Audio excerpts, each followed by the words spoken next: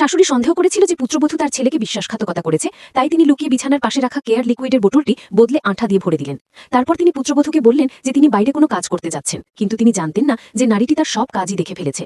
আসলে বিবাহে বিশ্বাসঘাতকতা করেছিল তার ছেলে। মহিলা চেয়েছিল শাশুড়িকে ব্যবহার করে স্বামীর ওপর প্রতিশোধ নিতে।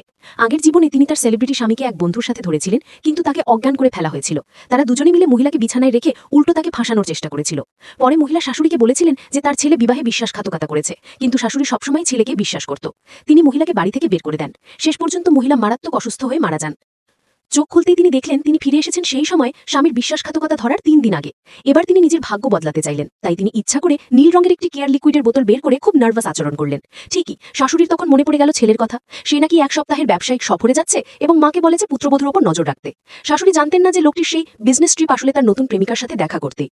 এরপর তারা দুজনে ঘরে ঢুকে গেল। মহিলা নজরদারি ক্যামেরায় সবকিছু দেখছিলেন।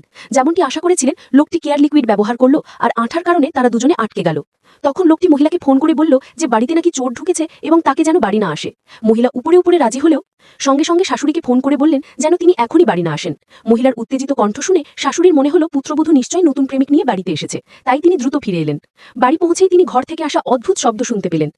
পুত্রবধূর সুষ্ঠুভাবে তালাক পাওয়া নিশ্চিত করতে শাশুড়ি অনেক সাংবাদিককে ডেকে নিলেন। এখন লোকটি পুরোপুরি বিপদে পড়েছে।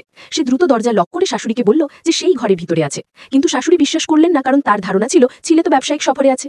তারা সিদ্ধান্ত নিলেন দরজা খুলবেন। এই সবকিছুই মহিলা দেখছিলেন। তিনি চেয়েছিলেন দুজনকে পুরোপুরি ধ্বংস করে দিতে।